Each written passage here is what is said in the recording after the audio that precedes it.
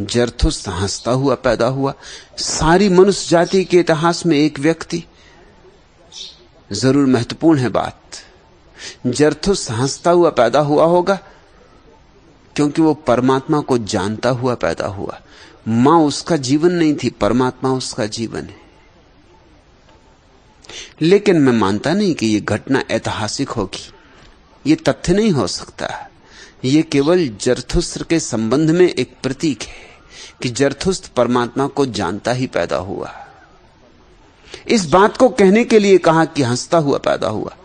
हम तो रोते ही पैदा होते हैं और रोते ही मरते। हम तो रोते पैदा हों और हंसते मर जाएं तो भी बहुत। जरथुस्त्र हंसते पैदा हुआ, हंसते मरा। वो परम जीवन की कल्पना है। जीवन एक उत्सव ही उत्सव है।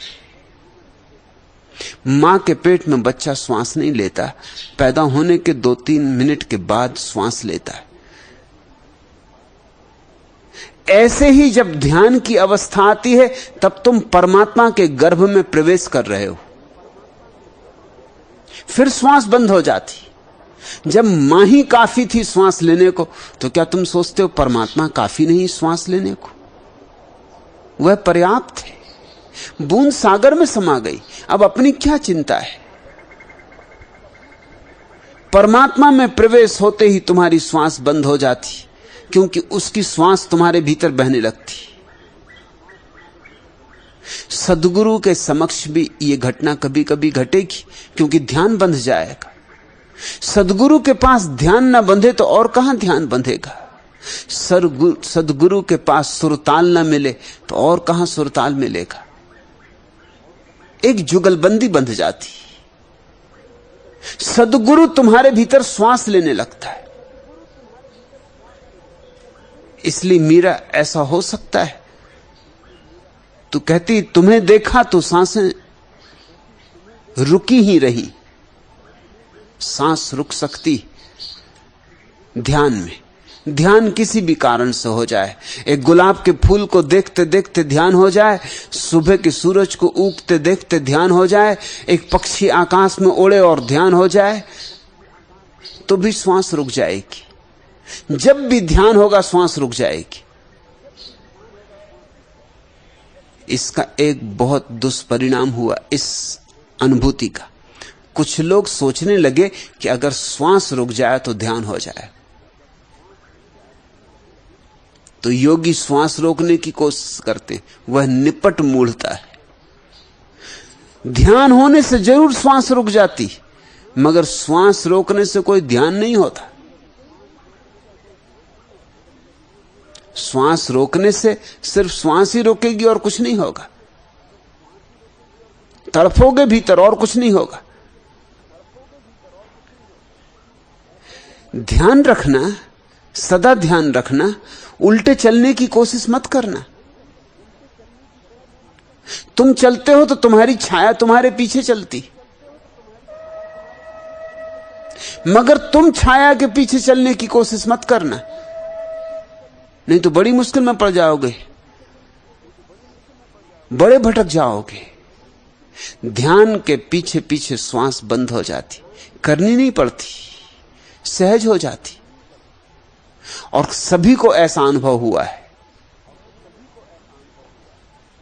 कभी किसी क्षण में आकाश तारों से भरा हुआ देखा है और एक क्षण को तुम अवाक हो गए। अवाक का अर्थ क्या होता है? वाणी रुक गई, अवरुद्ध हो गई, ठगे रह गए। ठगे रहने का अर्थ क्या होता है? लुट गए, जैसे जैसे कुछ ना बचा, मिट गए, जैसे खो गए। जैसे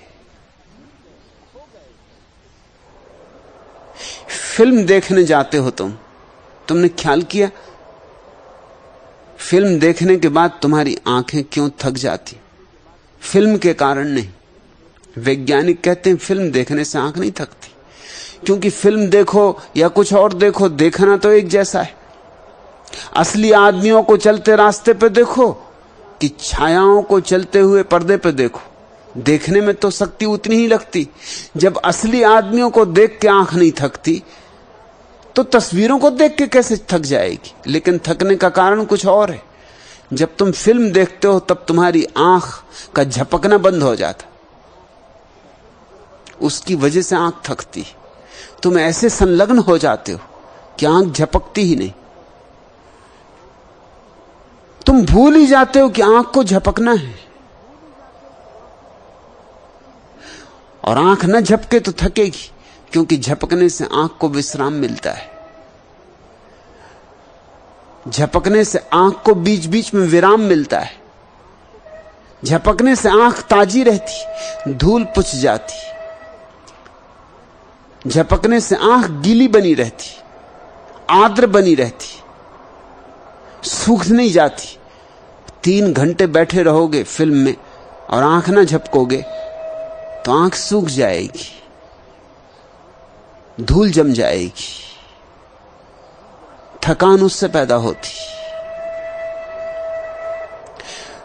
फिल्म देखते देखते आंख का झपकना रुक जाता है, तो आकाश के तारे देखते देखते कभी आंख का झपकना नहीं रुक जाएगा। एक सुंदर संध्या, सूरज का डूबना, बादलों का रंगों से भर जाना, वर्षा के दिन, सावन का महीना, आकाश में इंद्रधनुष की मौजूदगी, और आंखें झपकेंगी, सांस चलेगी। ये सब अपने से बंद हो जाएगा।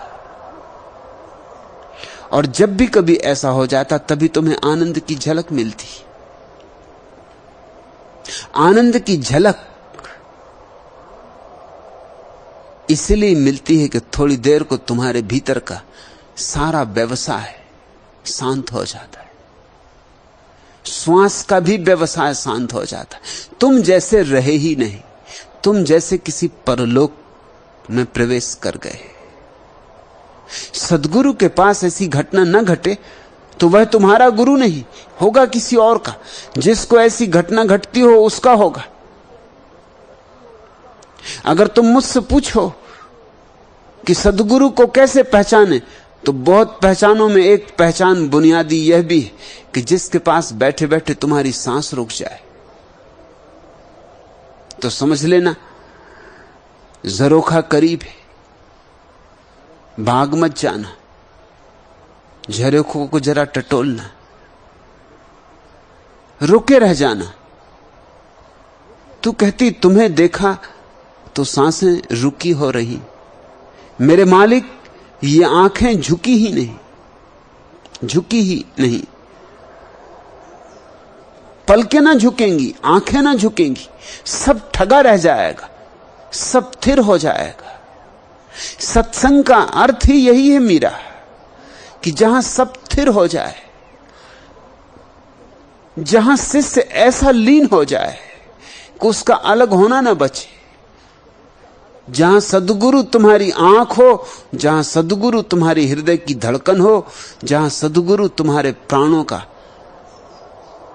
आधार बन जाए।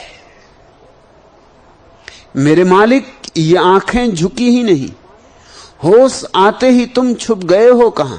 तुम अभी थे यहां, तुम अभी थे यहां, लेकिन होश आते ही ये बात खो जाएगी। होश आया अर्थात अहंकार वापस लौटा। तुम्हारे होश का इतना ही अर्थ होता है, होश आया यानी तुम वापस आए। होश आया अर्थात तुमने अपने को झकझोरा और कहा कि अरे मैं कहां खो गया था, मैं किस बात में डूब गया था, यह मुझे क्या हो गया था, यह मैं कैसा ठगा सा ठहरा सा रह गया था, ये सांसें बंद क्यों हुई, ये आंखें झपकी क्यों नहीं। होश का तुम्हारे लिए एक ही अर्थ है, तुम्हारी वापसी, तुम्हारा फिर लौट आना। यह असली होश नहीं है, यह अहंकार का होश है, और इसलिए तत्क्षण संबंध टूट जाएगा। सद्गुरु से भी, सौंदर्य से भी, सत्य से भी, आनंद से भी, परमात्मा से भी तत्क्षण संबंध टूट जाएगा। वो जो बंध रहा था सेतु, वो जो धागे प्रेम के वो जो 2.5 आखर के धागे फैल रहे थे टूट जाएंगे, तत्क्षण टूट जाएंगे। बड़े महीन, बड़े नाजुक हैं। फिर वापस तुम अपने अहंकार में आ गए, फिर सांस चलने लगेगी, फिर आंख झपकने लगेगी, फिर वही दुख, फिर वही पीड़ा, फिर वही चिंता, फिर वही संताप, फिर सब ऊहापोह शुरू हो गया। विचार भागने लगे, भावनाएं उठने लगी, तरंगायत हो गया चित्त फिर से।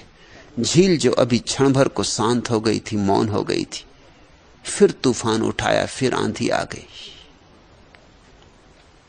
इसलिए संबंध छूट जाएगा। वो जो क्षण भर को झलक मिली थी खो जाएगी, कहां खो गई पता भी ना चलेगा। पीछे ऐसा भी लगेगा कि कहीं भ्रांति तो ना थी, कहीं मन को कोई धोखा तो ना हुआ था। लेकिन सच्चाई यह है कि वही सत्य था, मन को धोखा अब हो रहा है। मगर धीरे धीरे मीरा, बार बार ऐसा होगा, और जब बार बार होगा तो देर तक ठहरेगा। जब बार बार होगा तो गहराई बढ़ेगी। जब बार बार होगा तो यह अनुभव प्रगाढ़ होने लगेगा कि सत्य क्या है, असत्य क्या है, रोशनी क्या है, अंधकार क्या है। और जैसे जैसे ये प्रगाढ़ता अनुभव की बढ़ती, वैसे वैसे एक घड़ी आती है, एक दिन, जब तुम बिल्कुल ही विसर्जित, समर्पित, कहां खो गए, पग चिन्ह भी ना मिलेंगे। बुद्ध ने कहा है, ज्ञानी ऐसे खो जाता है जैसे पक्षी आकाश में उड़ते हैं और उनके पैरों के पग चिन्ह नहीं बनते। ऐसे ही ज्ञानी खो जाता, पक्षियों के पग चिन्हों की भांति। बुद्ध ने कहा है कि जैसे कोई पानी पर अक्षर लिखे, लिख भी नहीं पाता और खो जाते, ऐसे ही ज्ञानी खो जाता है। मगर यह खो जाना पा जाने की प्रक्रिया है, यह मिटना होने की सीढ़ी है। यह शून्य होना पूर्ण होने का द्वार है।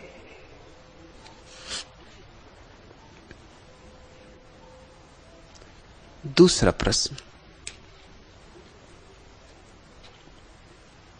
भगवान, संसार में मुझे बुराई ही बुराई क्यों दिखाई देती? कृष्णानंद, संसार तो दर्पण है। संसार में जो दिखाई देता है वो अपना ही चेहरा है। संसार तो प्रतिध्वनि है। संसार में जो सुनाई पड़ता है वो अपनी ही आवाज है। हम संसार में वही पाते हैं जो हम हैं, जैसे हम हैं। एक शराबी किसी अजनबी गांव में आए, आते ही शराब घर का पता पूछेगा।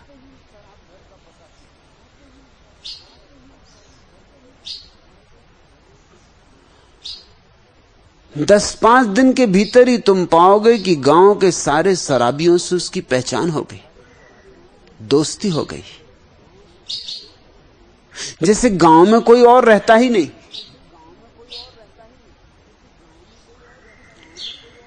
शराबियों से ही उसका मिलन होगा। एक जुआरी आए, जुए के अड्डे पर पहुंच जाएगा, जुआरियों से दोस्ती बन जाएगी, जैसे कोई चुंबक खींचता हो। उसी गांव में सत्संग भी चलता होगा, मगर जुआरी को सत्संग का पता ही नहीं चलेगा। सत्संग के पास से गुजर जाएगा और कानों कान आहट भी न मिलेगी। फिर उसी गांव में कोई सन्यासी आए, उसे पता भी न चलेगा कि गांव में कोई शराब घर भी,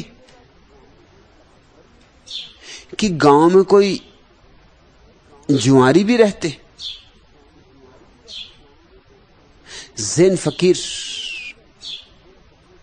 रिंझाई कंबल ओढ़कर बैठा था, देखता था पूर्णिमा का चांद। साधारण रात न थी, असाधारण थी, और भी असाधारण थी क्योंकि इसी पूर्णिमा की रात्रि को, इसी वैशाख की पूर्णिमा को बुद्ध को ज्ञान उपलब्ध हुआ था। इसी पूर्णिमा की रात को बुद्ध पैदा हुए।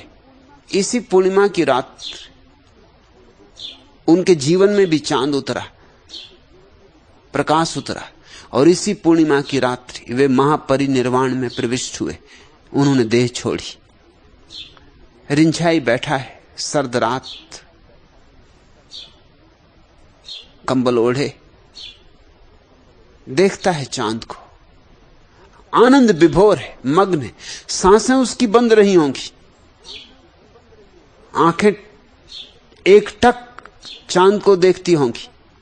इस चांद ने जैसे बुद्ध को उसे बहुत बहुत याद दिला दिया है।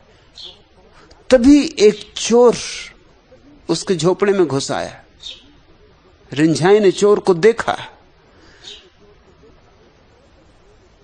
जाके चोर को पकड़ा और कहा कि भाई क्षमा कर। चोर तो बहुत घबराया, क्षमा तो उसे मांगनी चाहिए। वो तो छूट के भागने लगा। रिंझाई ने कहा रुक, ऐसे मत जा, खाली हाथ जाएगा तो मैं जिंदगी भर दुखी रहूंगा। ये कंबल लेता जा, और तो मेरे पास कुछ है नहीं। कंबल दे दिया चोर को। रिंझाई नंगा था कंबल के भीतर, कुछ और तो था नहीं। चोर झिझका भी, चोर भी झिझका। इस प्यारे फकीर से इसका कंबल ले लेना और इसको नंगा छोड़ जाना इस ठंडी रात में। उसने नानुच की, लेकिन रिंझाई ने कहा कि नहीं मानूंगा, मुझे बड़ा दुख होगा। और ये कोई बात हुई? इतना बड़ा सौभाग्य दिया मुझे, आज तक कोई चोर मेरे झोपड़े पे नहीं आया। चोर जाते हैं धनपतियों के घर, तूने मुझे धनपति बना दिया। चोर जाते हैं राजाओं सम्राटों के घर, तूने आज मुझे राजा और सम्राट होने का मजा दे दिया। तूने जो मुझे दिया है वो बहुत ज्यादा है, कंबल तो कुछ भी नहीं। आज लग रहा है कि हम भी कुछ। चोर इधर भी आने लगे। तू देख, ले जा, और आगे से ख्याल रख, ये कोई ढंग नहीं, ये कोई शिष्टाचार है। अरे 2-4 दिन पहले खबर करता तो हम कुछ इंतजाम कर लेते। दोबारा जब आए तो 4 दिन पहले एक पोस्ट कार्ड ही डाल देना, कुछ तेरे लिए आयोजन कर लेते। इतने दूर तू आया गांव से सर्द रात्रि में। एक कंबल ही दे रहा हूं, मेरी आंखों में आंसू हैं, ना ही मत कर। ऐसे आदमी को क्या ना ही करो, क्या हां भरो। चोर तो कुछ किम कर्तव्य विमूढ़ हो गया, उसकी तो समझ में नहीं आया। बहुत देखे थे उसने लोग, बहुतों घरों में चोरी की थी, बहुत बार पकड़ा भी गया था, मगर यह आदमी अनूठा था। यह आदमी पहली दफे मिला था। भागा लेके कंबल, जैसे ही बाहर जा रहा था रिंझाई ने आवाज दी कि ठहर, कम से कम धन्यवाद तो दे दे, शिष्टाचार तो सीख, कम से कम इतनी ही बात तो याद रख, और दरवाजा बंद कर दे। जब आया था दरवाजा बंद था, तू खोल के भीतर आया, अब दरवाजा फिर बंद कर दे और धन्यवाद देकर अपने रास्ते पर लग। दोबारा जब आए पहले खबर कर देना। उसने जल्दी से धन्यवाद दिया, दरवाजा बंद किया। जब ये रिंझाई ने उसे आवाज दी कि ठहर, तो उसकी छाती धक्क से हो गई। यह आदमी बड़ा अजीब है, ये क्या कर गुजरे कुछ कहा नहीं जा सकता। फिर वो पकड़ा गया अदालत में किसी और चोरी के मामले में, और वो कंबल भी पकड़ा गया। वो कंबल तो जाहिर था, वो तो पूरे जापान में जाहिर था, वो तो सभी को पता था कि रिंझाई का कंबल है। रिंझाई तो इतना प्रसिद्ध था कि सम्राट उसके चरणों में आते थे। वो कंबल किसको पता नहीं था? सम्राटों ने जिस कंबल में रिंझाई को देखा हो, लोगों ने, हजारों लोगों ने जिस कंबल में देखा हो, मजिस्ट्रेट ने भी रिंझाई को देखा था उस कंबल में। उसने कहा यह कंबल रिंझाई का है, और कुछ दिन से वो सिर्फ लंगोटी में है, उसका कंबल कहां गया आज पता चला। तो तूने उस फकीर को भी नहीं छोड़ा।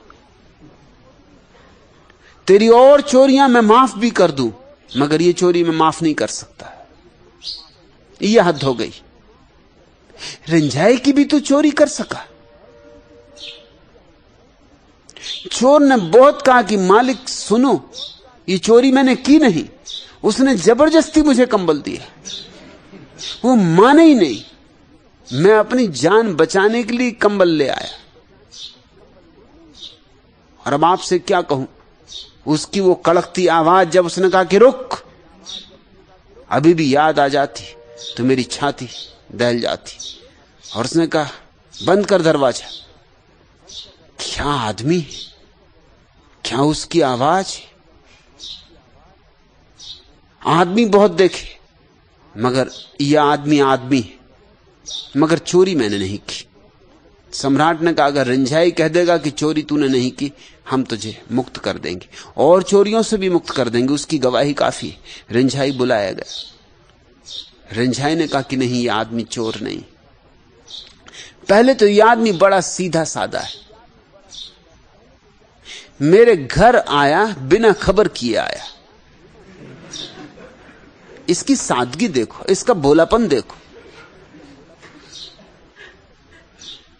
दूसरे, यह आदमी बड़ा शिष्टाचारी है। जब मैंने कहा ठहर, दरवाजा बंद कर, तो इसने दरवाजा बंद किया। यह बड़ा आज्ञाकारी है। और जब मैंने कहा धन्यवाद दे, तो इसने धन्यवाद दिया। इसने जरा संकोच न किया। यह बड़ा आस्थावान है। यह चोरी नहीं की है इसने। मैंने इसे कंबल दिया तो यह नानुच करता था, इंकार करता था, मना करता था। हजार इसने भागने की कोशिश की थी। यह आदमी बड़ा सज्जन है। मुझ गरीब को देखकर, नंगा देखकर इसे बड़ी दया आई थी। इसके हृदय में बड़ी करुणा है। ये चोर तो हो ही नहीं सकता। रिंझाई ने जब ऐसा कहा तो मजिस्ट्रेट ने उसे छोड़ दिया। रिंझाई बाहर निकला, वो आदमी भी रिंझाई के पीछे हो लिया। रिंझाई ने कहा क्या इरादा है? अब मेरे पास कुछ भी नहीं। उस फकीर ने कहा कि अब मैं लेने नहीं आ रहा हूं, अपने को दे रहा हूं। अब तुम्हारे चरणों को छोड़ के कहीं और नहीं जाऊंगा। तुम्हें क्या देखा? आदमियत की गरिमा देख ली। तुम्हें क्या देखा? परमात्मा पे भरोसा आ गया। रिंझाई ने चोर में चोर नहीं देखा, बेईमान नहीं देखा, तो फिर चोर भी रिंझाई में परमात्मा को देख सका। तुम कहते हो कृष्णानंद संसार में मुझे बुराई ही बुराई क्यों दिखाई देती? जरा भीतर टटोलो, जरा अपनी गांठ में टटोलो, वहां कुछ भूल चूक होगी। सबसे बड़ी भूल चूक है अहंकार। अहंकार के कारण लोग दूसरों में बुराई देखते, क्योंकि अहंकार दूसरों में बुराई देखकर बड़ा प्रफुल्लित होता है कि मैं श्रेष्ठ, कि मैं सुंदर, कि मैं महात्मा, कि मैं पवित्र, कि कौन है जो मेरा जैसा विनम्र, और कौन है जो मेरा जैसा पुण्यात्मा, कि कौन है जो मेरा जैसा दानवीर, दानशूर। अहंकार दूसरों पर जीता है, दूसरों की लकीरें छोटी कर देता है तो अपनी लकीर बड़ी मालूम पड़ने लगती है।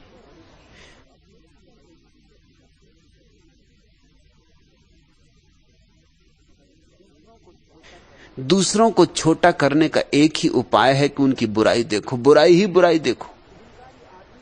अहंकारी आदमी से कहो कि फला आदमी बहुत सुंदर बांसुरी बजाता, वो फौरन कहेगा क्या वो खाक बांसुरी बजाएगा? चोर, बेईमान, लुटेरा, वो क्या बांसुरी बजाएगा? वो क्या खाक बांसुरी बजाएगा? अरे मैं उसे भली भांति जानता हूं। लेकिन रिंझाई जैसे किसी आदमी से अगर कहो कि वो आदमी चोर है, तो वो कहेगा नहीं हो सकता, क्योंकि मैंने उसकी बांसुरी सुनी। जो इतनी प्यारी बांसुरी बजाता, वो चोर कैसे हो सकता है? असंभव। ये मैं मान ही नहीं सकता। अपनी आंख से देख लूं तो समझूंगा कि मेरी आंख गलत देखती, कि मेरी आंख में कहीं भूल चूक है।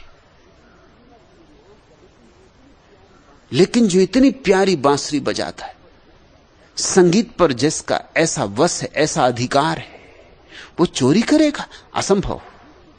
अरे संगीत जिसे मिला है, वो किस संपदा के लिए उत्सुक होगा?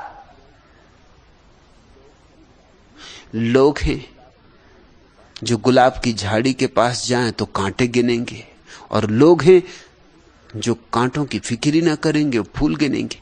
और एक फूल भी दिखाई पड़ जाए तो सारे कांटे व्यर्थ हो जाते। एक फूल का होना काफी है सारे कांटों को व्यर्थ कर देने के लिए। लेकिन जो लोग कांटे ही गिनते, स्वभावतः उनके हाथों में कांटे चुभ भी जाएंगे। कांटों की गिनती करोगे तो कांटे चुभेंगे, लहूलुहान हो जाओगे। फिर जब हाथ लहूलुहान होंगे और पीड़ा से भरे होंगे तो किसको फूल दिखाई पड़ सकता है? और जिसने कांटे गिने, उसका तर्क ये होगा कि जहां इतने कांटे हैं वहां फूल भ्रम ही हो सकता है, सत्य नहीं। दुनिया में दो ही तरह के लोग हैं, कांटे गिनने वाले लोग।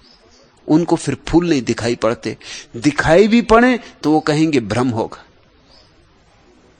और वे लोग जो फूल गिनते हैं, उनको फूल दिखाई पड़ जाते हैं तो उनके लिए कांटे कांटे नहीं रह जाते, फूलों के पहरेदार हो जाते, फूलों के रक्षक हो जाते। क्योंकि वही जीवन धार तो कांटे में बहती जो फूल में। फिर उनकी फूलों से भी दुश्मनी नहीं, फूलों से दोस्ती क्या हुई, कांटों से भी दुश्मनी नहीं रह जाती। अपने अहंकार को थोड़ा तलाशो, उसी की छाया तुम्हें चारों तरफ दिखाई पड़ रही होगी। बरसात के दिन आंगन में रखे घड़े में पानी भर गया था। मुल्ला नसरुद्दीन का बेटा फजलू एक दिन घड़े में झांक रहा था कि उसके हाथ से संतरा फिसलकर घड़े में गिर गया। वह रोने लगा। पानी में उसे अपनी ही परछाई दिखाई थी। क्यों रोते हो बेटे? नसरुद्दीन ने पूछा। फजलू ने कहा कि उस छोकरे ने जो घड़े में छिपा बैठा मेरा संतरा छुड़ा लिया। रुको मैं आता हूं। मुल्ला ने घड़े के पास पहुंचकर उसमें झांका। उसे दाढ़ी मूछों की परछाई दिखाई थी। गुस्से में उसने कहा, क्यों जी, इस उम्र में भी बच्चों के साथ मजाक करते हो, शर्म नहीं आती? संसार में हमें सिर्फ अपनी प्रतिछबियां दिखाई पड़ती, अपनी ही प्रतिध्वनियां सुनाई पड़ती। तुम गालियां दोगे तो गीत नहीं सुनाई पड़ेंगे, गीत गाओ तो गीतों की तुम पर वर्षा हो जाएगी। तुम पत्थर फेंकोगे, पत्थर ही तुम पर लौट आएंगे। ये संसार वही लौटा देता है वापस 1000 गुना करके जो तुम इसे देते हो। यही तो कर्म के सिद्धांत का मौलिक सूत्र है। तुम जो करते हो वही तुम पे वापस लौट आता है, 1000 गुना होके लौट आता है। अच्छा तो अच्छा और बुरा तो बुरा। तुम्हें लोगों में बुराई ही बुराई दिखाई पड़ती, तो जरूर कहीं तुम्हारे भीतर कोई सूत्र है जो लोगों के भीतर बुराई को जगाता है, जो लोगों के भीतर सोई हुई बुराई को उकसाता है।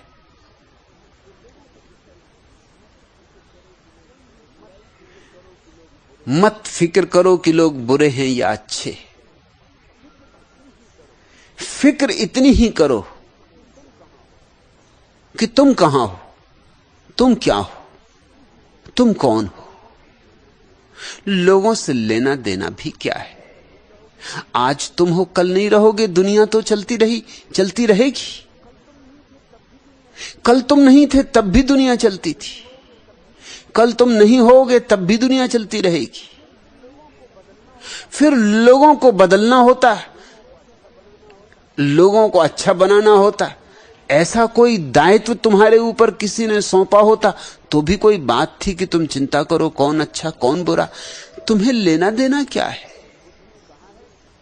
बुद्ध ने कहा है, कुछ लोग ऐसे पागल हैं जैसा एक आदमी था जो अपने घर के सामने बैठकर रोज सुबह गांव भर की गायें भैंसों को गिनता, जो कि गांव के बाहर नदी के पार घास चरने जाती, और जब सांझ को आती तब भी घर के बाहर बैठकर गिनती करता कि उतनी ही वापस लौट रही कि नहीं जितनी सुबह गई थी।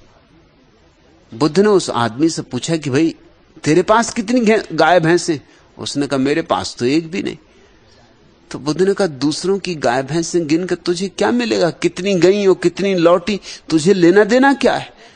तू नहीं था तब भी गाय भैंसी आती रहीं जाती रहीं, तू नहीं भी होगा तब भी गाय भैंसें आती रहेंगी जाती रहेंगी। दूसरों की गाय भैंसें गिनेगा, समय व्यर्थ करेगा, जीवन गंवाएगा, और कितना बहुमूल्य समय। लेकिन हम यही करते रहते। कौन बुरा, उसके कितने कृत्य बुरे, कौन भला, और भला तो फिर मिलता नहीं, क्योंकि भला मिल नहीं सकता, उसके भी पीछे वही अहंकार कारण। जब भी तुम्हें कोई भला आदमी मिलेगा तो तुम्हारे अहंकार को चोट लगती कि मुझसे भी कोई भला है, मुझसे भी कोई बड़ा है, मुझसे भी कोई श्रेष्ठतर है, मुझसे भी कोई ऊपर हो सकता है। असंभव। तो फिर तुम्हें भले आदमी में बुराइयां खोजनी पड़ती ताकि तुम इसे खींच के अपने से नीचे स्तर पर ला सको। अपनी बुद्धिमत्ता को निखारो, अपनी जीवन ऊर्जा को निखारो, परिष्कृत करो। गांव के गंवार श्री भोंदूमल जब शहर घूमने आए तो उन्होंने देखा कि एक जगह कुछ लोग भीड़ लगाए खड़े, और दो आदमी एक मोटी रस्सी को पकड़कर पूरी ताकत लगाकर खींच रहे, आधे इस तरफ आधे उस तरफ। वहां रस्सा खींच प्रतियोगिता हो रही थी। थोड़ी देर तक तो भोंदूमल खड़े देखते रहे, मगर फिर उनसे न रहा गया, तो चिल्लाकर बोले, भाइयों इतने पसीना पसीना क्यों हुए जा रहे हो? मैं तो सोचता था कि गांव में ही अनपढ़ और गंवार लोग रहते, मगर तुमने तो यह हद कर दी। अरे पढ़े लिखे गंवारों, तुम्हें इतनी भी समझ नहीं है कि इसे चाकू से काट दो, ये रास्ता इस तरह टूटने वाला नहीं है।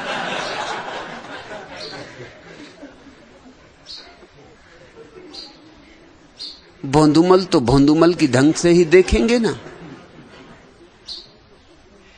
उनकी बुद्धि तो उतनी ही दूर तक जाएगी जितने दूर जा सकती, और सबके भीतर भोंदूमल छिपे बैठे।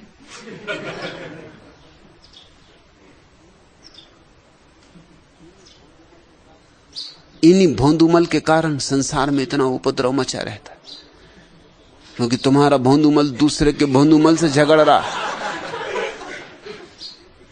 भोंदूमल एक दूसरे के पीछे पड़े हुए, एक दूसरे की पत्ती काटने में लगे, एक दूसरे में बुराइयां देख रहे हैं। क्या तुम्हें पड़ी? अपनी समारोह। थोड़े दिन, थोड़ा समय, अपने को निखारो। कृष्णानंद इस आदत को छोड़ो।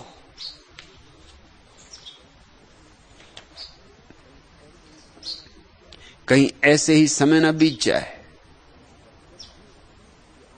और जब भी ये आदत आएगी बार बार, पुरानी होगी, जन्मों जन्मों की, सबकी है कृष्णानंद, तुम्हारी ही नहीं। जन्मों जन्मों का अभ्यास है। तो हम जल्दी से निर्णय ले लेते। किसी आदमी का एक छोटा सा कृत्य देखा और निर्णय ले लिया पूरे आदमी के संबंध में। कभी तुमने इस बात की थोड़ी भी चिंतना की है कि जैसे किसी उपन्यास का एक फटा हुआ पन्ना, आधा धूधा, लकीरें भी पूरी नहीं, हवा में उड़ता हुआ तुम्हें मिल जाए और तुम उसको पढ़ो, क्या खाक पढ़ोगे? न लकीरें पूरी हैं, न पन्ना पूरा है। और पन्ना पूरा भी हो, लकीरें पूरी भी हो, तो भी पन्ना ही है, और आगे पीछे बहुत कुछ है जिसका तुम्हें कुछ पता नहीं।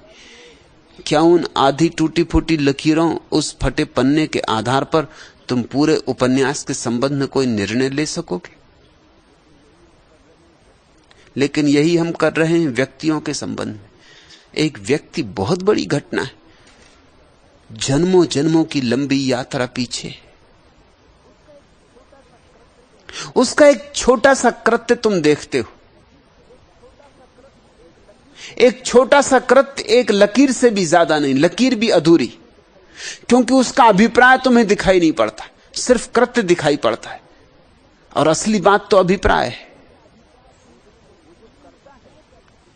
वो जो करता है वो उतना महत्वपूर्ण नहीं है, क्यों करता है वह महत्वपूर्ण है।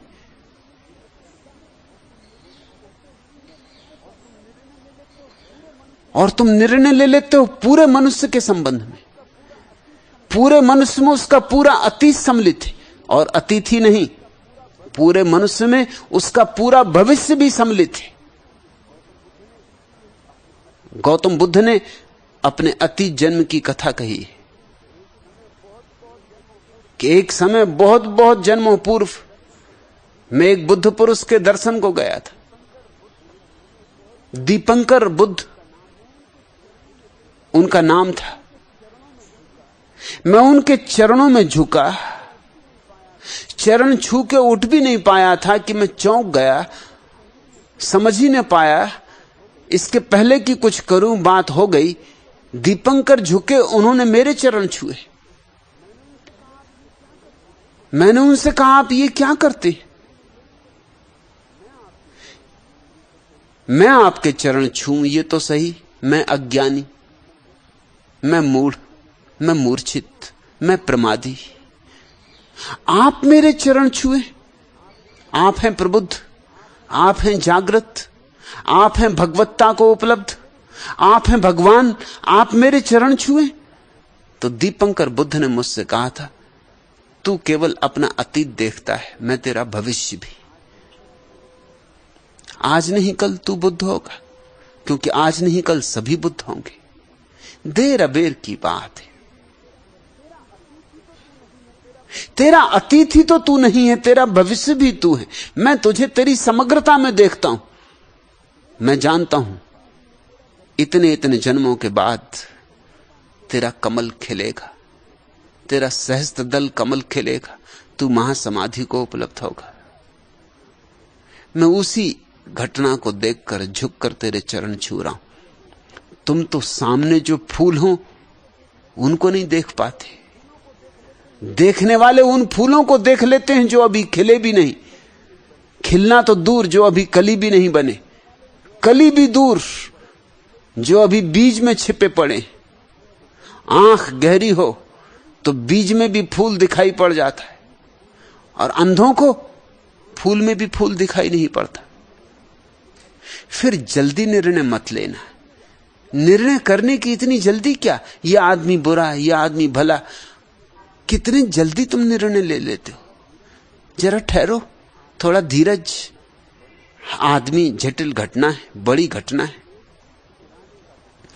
एक किराने का दुकानदार बहुत ज्यादा हकलाता था। नसरुद्दीन उसके यहां गुड़ खरीदने गया। 1 किलो गुड़ लिया। दाम पूछने पर दुकानदार बोला तथा 30 रुपए। मुल्ला ने पैसे चुकाए और चल दिया। कुछ दिनों बाद फिर गुड़ लेने आया। 1 किलो गुड़ लिया।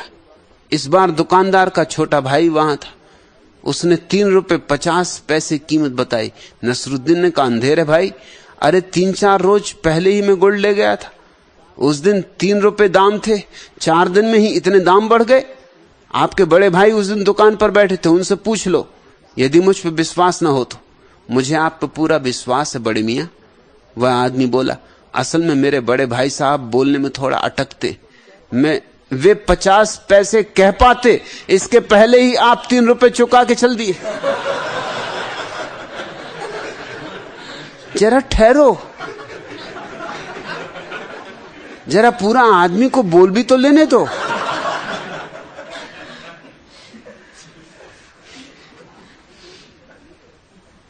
जिंदगी में सभी कृत्य अधूरे, एक एक कृत्य के हिसाब से निर्णय नहीं होता। कृत्यों का निचोड़, इत्र, उससे निर्णय होते। एक एक फूल से निर्णय नहीं होता, निचोड़। अच्छे से अच्छे आदमी के जीवन में कोई काम बुरा मिल सकता है। कल ही मैं तुमसे कह रहा था कि बाबा मलुकदास घर से चोरी करके साधु संतों को बांट आते थे। अब चोरी करना कोई अच्छा कृत्य तो नहीं, बाकी हिसाब छोड़ दो, सिर्फ चोरी पकड़ो। कोई तुमसे कहे कि चोरी करना बुरा है या अच्छा, तो तुम स्वभावतः कहोगे बुरा है। वो तुमसे कहे बाबा मलुकदास चोरी करते थे, ये किस तरह के बाबा, ये किस तरह के संत, तुम कहोगे भाई अगर चोरी करते थे तो बात ठीक नहीं। मगर ये प्रसंग के बाहर है बात। बाबा मलुकदास चोरी करते थे कि साधु संतों को बांट आए, कि उनको दे आए जिनको जरूरत है, हमसे ज्यादा जिनको जरूरत है उनको दे आए। ये अभिप्राय पूरा का पूरा साथ में देख के सोचोगे तो बात बदल जाती, बात का अर्थ बदल जाता है। प्रसंग के साथ अर्थ बदल जाते, पृष्ठभूमि के साथ अर्थ बदल जाते। तुम किसी व्यक्ति की पूरी जीवन भूमिका तो देखो। लाओत्सु कुछ दिनों के लिए न्यायाधीश हो गया था, पहले ही दिन जो मुकदमा आया वहीं बात गड़बड़ हो गई।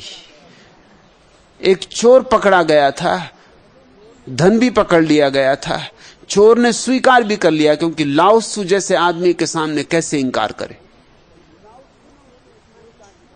लाओत्सु ने उससे इतना ही कहा कि भाई तूने चोरी की हो तो कह दे, नहीं की हो तो कह दे, तू जो कहेगा सो मैं मान लूंगा। साहूकार जिसकी चोरी हुई थी उसने कहा ये क्या हो रहा है, ऐसे कहीं निर्णय होते हैं? लाओत्सु ने कहा तुम चुप रहो, मुझे आदमी पे भरोसा है, मैं छोटी मोटी बातों के लिए आदमी पे भरोसा नहीं खो सकता। और तुम हो इस गांव के सबसे बड़े बेईमान, तुम बीच में नहीं बोलो तो अच्छा है। चोर ने जब ये सुना तो चोर कैसे इंकार करे। चोर ने सिर झुका के कहा कि मैं क्षमा प्रार्थी हूं, मैंने चोरी की, मैं अपने को अपराधी स्वीकार करता हूं। लाओत्सु ने कहा फिर ठीक, 6 महीने की तुझे सजा और 6 महीने की सजा साहूकार को। साहूकार ने तो कहा कि आप होश में हैं, चोरी मेरे घर हो और सजा भी मुझे। लाओत्सु ने कहा कि तूने इतना धन इकट्ठा कर लिया है कि चोरी नहीं होगी तो क्या होगा। यह आदमी कसूरवार है नंबर 2 का, तू कसूरवार है नंबर 1। तूने इतना धन इकट्ठा कर लिया है कि अब गांव में किसी के पास कुछ बचे नहीं, सिवाय चोरी के कोई उपाय नहीं रहा। तूने सारे गांव की गरिमा छीन ली, तूने गांव में हर आदमी को चोर होने को मजबूर कर दिया। सजा तुम दोनों को मिलेगी, तुम दोनों जिम्मेवार हो। तूने लोगों को चोरी के लिए मजबूर किया और ये मजबूर हुआ। हालांकि मैं भी इसी गांव में रहता हूं, मैं मजबूर नहीं हुआ, हालांकि तू मजबूर मुझे भी कर रहा है। जिम्मेवार दोनों हैं, इसलिए सजा पूरी पूरी मिलेगी। बात सम्राट के पास गई। सम्राट बहुत हैरान हुआ, इस तरह का निर्णय न कभी सुना गया, न कभी देखा गया। ना आंखों देखा ना कानों सुना। सम्राट ने लाओ त्सु को बुलाया कि इस तरह के निर्णय अगर हुए